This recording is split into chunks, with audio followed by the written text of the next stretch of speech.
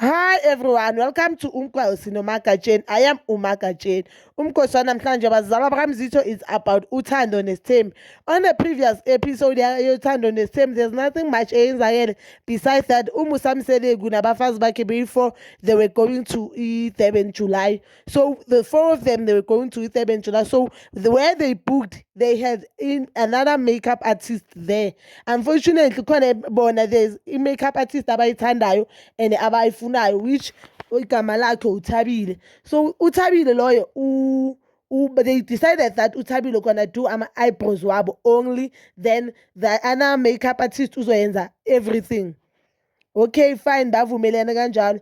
uMakhumalo into engicethe uMakhumalo uthi uMayeni uyibhuli because uMayeni uqale they started with uMayeni ukuyenza ama-eyebrows.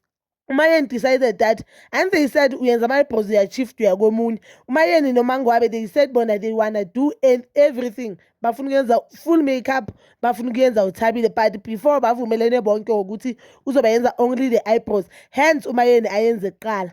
So uMayeni nayenza kuqala athi uThabile makemenze the full makeup while abanye abafazi balinde. So uMakhumalo saw that thing as if wrong because uthi bavumelene ukuthi uMayeni if bekafuna ukuthi bamenze the full makeup ngabe uyenza ama-eyebrows okugcineni, while uMayeni thinks it was better abamenze yonke into because the other wives were eating. Guys, mina yaza nje ukukhuluma iqiniso angiyiboni nje into uMakhumalo ayilwelayo. I mean like bekadla. And it's not like to make up it starts 5 hours. I think it's not like I don't know it has hours because I don't put makeup most of the time.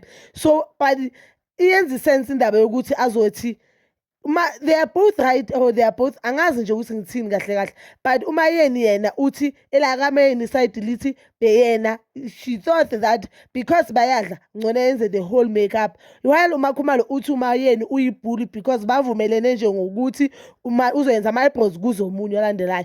Mina ngibona futhi nje asikhulume nje iqiniso, ngibona into elwela uMakhumalo.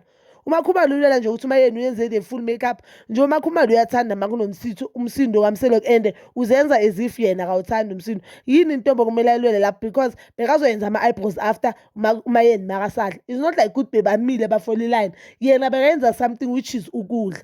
Alright guys, that is all for today. Please don't forget to like, subscribe and hit that notification button.